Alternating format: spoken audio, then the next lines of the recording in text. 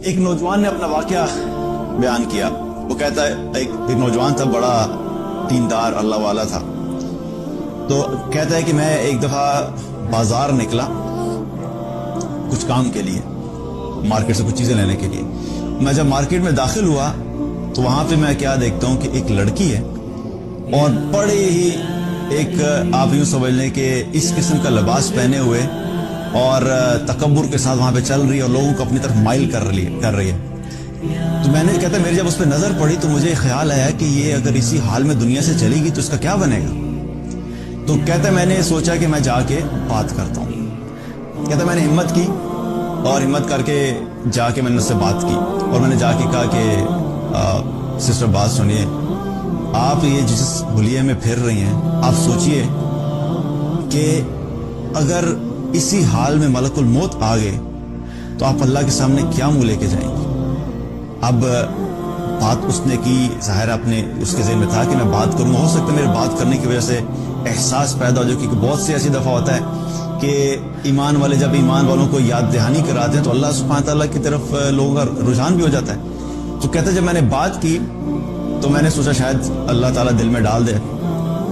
تو میری بات سنتے ہی اس لڑکی نے میری طرف دیکھا, مجھے کہتی ہے تمہارے پاس موبائل ہے؟ ہاں جی ہے. کہتا اپنا موبائل نکالو اور اپنے رب کو کال ملاؤ اور اس کو کہو کہ بھیج دے ملک الموت کو.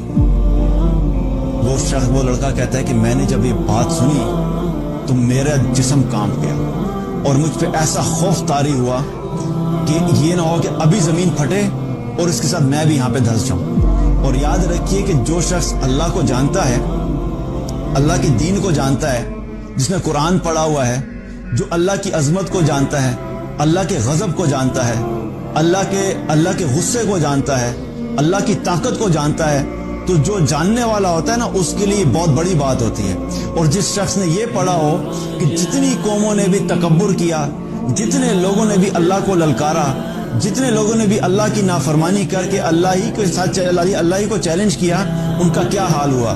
جو یہ جانتا ہو کہ قوم نوح نے جب اللہ کی نافرمانی کی تو اللہ نے قوم نوح کے ساتھ کیا کیا, قوم عاد نے جب اللہ کی نافرمانی کی اور تکبر کیا تو قوم عاد کے ساتھ اللہ نے کیا کیا, قوم سمود کے ساتھ اللہ نے کیا کیا, قوم شعیب کے ساتھ اللہ نے کیا کیا, قوم لوط کے ساتھ اللہ نے کیا کیا.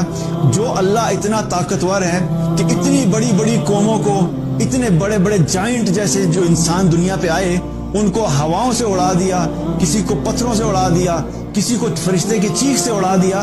تو جو اللہ اتنا طاقتور اور اتنی بڑی بڑی قوموں کو ختم کر سکتا ہے, وہ ایک لڑکی یا ایک انسان جب اللہ کو للکارے گا تو اللہ سبحانہ تعالیٰ نہیں کر سکتا. تو کہتے ہیں کہ میں وہاں سے بھاگا, مجھے خوف ایسا طاری ہوا کہ میں آگے چلا گیا. میں نے کہا میں چھوڑ دیا. میں تھوڑا سا آگے گیا تو اپنے کام سے مارکیٹ کے کنارے پہ پہنچا. اتنے میں کیا دیکھتا ہوں کہ پیچھے سے چیخو پکار کی آواز آ رہی اور لوگ رو رہے. میں واپس جب آیا میں نے دیکھا پتہ نہیں کیا انسیڈنٹ پیش آیا. کہتا جب میں واپس آ کے پہنچا تو کیا دیکھتا ہوں کہ وہ لڑکی اسی جگہ پر مری پڑی ہے جہاں پہ اس نے یہ کہا تھا کہ بھیجو ملک الموت.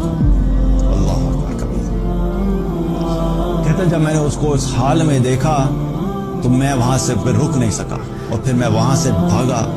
اور میں یہ سوچا کہ کس طرح انسان اپنے آپ کو کیا سمجھتا ہے اور اللہ کے سامنے کس طرح اللہ کو للکارتا ہے. تو یاد رکھیے کہ ایک ہے گناہ کرنا اور گناہ ہونے کے بعد اس گناہ پہ قائم ہو جانا اور پھر تکبر کرنا اور پھر اللہ ہی کو للکارنا شروع کر دینا. یہ بہت بڑا ظلم ہے اور انسان کبھی کبھی شیطان کے ایسے وسوسوں میں آ جاتا ہے اور ایسے برے طریقے سے ٹریپ ہو جاتا ہے کہ اس کے دل سے اللہ کی عظمت بالکل ختم ہو جاتی ہے. تو گناہ اگر ہو بھی گیا ہے تو یاد رکھو کہ کبھی اللہ کے سامنے یہ جرت نہیں کرو کہ گناہ کی بنیاد کے اوپر اللہ کے سامنے ہی تکبر کرنا شروع کر دو.